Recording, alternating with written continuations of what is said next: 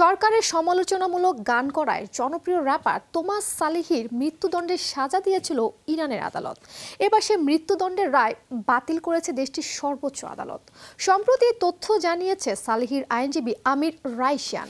আইনজীবীরা আদালতের এই সিদ্ধান্তকে ইরানের মানবাধিকারের বিজয় বলে মনে করেছেন। স্বাস্থ্যকর অল টাইম ফ্যামিলি কেক, সব সময় অল টাইম হেলদি লাইফ। গত এপ্রিলে জনপ্রিয় র্যাপার তোমাস সালেহিকে মৃত্যুদণ্ডের সাজা দেওয়া হয়েছিল। তখন সালেহির বিরুদ্ধে রাষ্ট্রদ্রোহের সহায়তা, রাষ্ট্রের বিরুদ্ধে অপপ্রচার, দাঙ্গার উস্কানি সহ নানা অভিযোগ আনা হয়েছে। এর আগে 2022 সালে পুলিশ হেফাজতে 22 বছর বয়সী ইরানি কুর্দি তরুণী মাসা আমিনীর মৃত্যু হয়। সে ঘটনা নিয়ে সোচ্চার হয় দেশটির অনেক মানুষ। ইরান জুড়ে সেই বিক্ষোভ ছড়িয়ে পড়ে। হাজার হাজার মানুষ সে সময় রাজপথে নামে।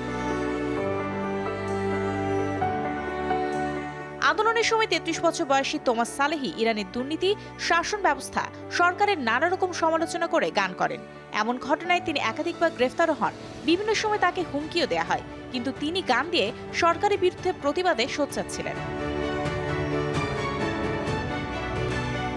পুলিশের হাতে 2022 সালের অক্টোবরে গ্রেফতার হন সালেহি। প্রাথমিকভাবে তাকে 6 বছর 3 মাসের জেল দেওয়া হয়।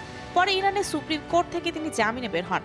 পরবর্তী সময়ে কিছুদিন পরেই তাকে আবারও গ্রেফতার করা হয়। সম্প্রতি সামাজিক যোগাযোগ মাধ্যম এক্সে আইনজীবী আমির রাইশিয়ান লিখেছেন, সালেহি মৃত্যুদণ্ডের রায় বাতিল করেছেন ইরানের সুপ্রিম কোর্ট। একই সঙ্গে তার বিরুদ্ধে নতুন করে শুনানির নির্দেশ দেওয়া হয়েছে। ইরান কট্টর মুসলিম দেশ হয় সরকারের বিরুদ্ধে সমালোচনা ও স্বাধীন চিন্তা চেতনার সুযোগ নেই বললেই চলে। ইতিমধ্যে যারা এই নিয়মের বাইরে গিয়ে কাজ করেছেন তাদের কপালে জুটেছে মৃত্যুদণ্ড বা কঠোর শাস্তির খড়গ। কিছুদিন আগে যে কারণে দেশ থেকে পালিয়েছেন স্বাধীন চেতা চলচ্চিত্র নির্মাতা মোহাম্মদ রাসুল। তবে বর্তমানে র্যাপার সালেহির মৃত্যুদণ্ড রুখে দিয়ে এক অপূরণীয় একটি বিচারিক ত্রুটি রুখে দিলেন ইরানের সর্বোচ্চ আদালত। Mario Sen, showbiz tonight.